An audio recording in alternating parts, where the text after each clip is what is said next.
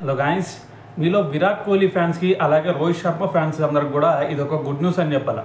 ఎందుకంటే మనకి రీసెంట్గా చూసుకుంటే విరాట్ కోహ్లీ అలాగే రోహిత్ శర్మ ఇద్దరు కూడా టెస్ట్ క్రికెట్ నుంచి రిటైర్మెంట్ ఇచ్చేశారు కదా.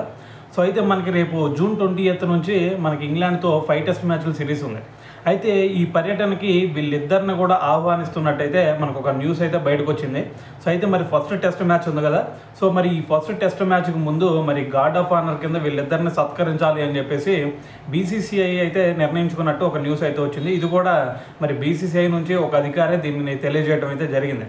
సో కాబట్టి మరి వీళ్ళిద్దరిని ఆహ్వానిస్తున్నట్టు ఖచ్చితంగా మరి మ్యాచ్కి ముందు వీళ్ళిద్దరిని కొంచెం సత్కరిస్తారని చెప్పేసి సో మరి ఒక న్యూస్ అయితే వచ్చింది. సో ఇది మేబీ జరగవచ్చు.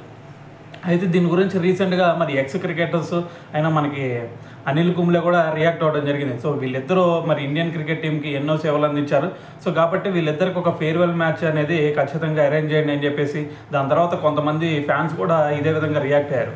సో అందుకని చెప్పేసి మరి ప్రజెంట్ బీసీసీఐ కూడా ఈ నిర్ణయం అయితే తీసుకున్నట్టయితే తెలుస్తుంది. సో మరి ఏదైనా సరే మరి ఖచ్చితంగా దీనికి వీళ్ళిద్దరు కూడా అర్హులనే చెప్పాలి. ఎందుకంటే ఇప్పటి వరకు ఎప్పుడైతే అంతకుముందు ఓల్డ్ జనరేషన్ అయిపోయిందో సో దాని తర్వాత నుంచి ఇండియన్ క్రికెట్ టీంకి వీళ్ళిద్దరు కూడా ఒక పిల్లర్ లాగా నిలబడ్డారు.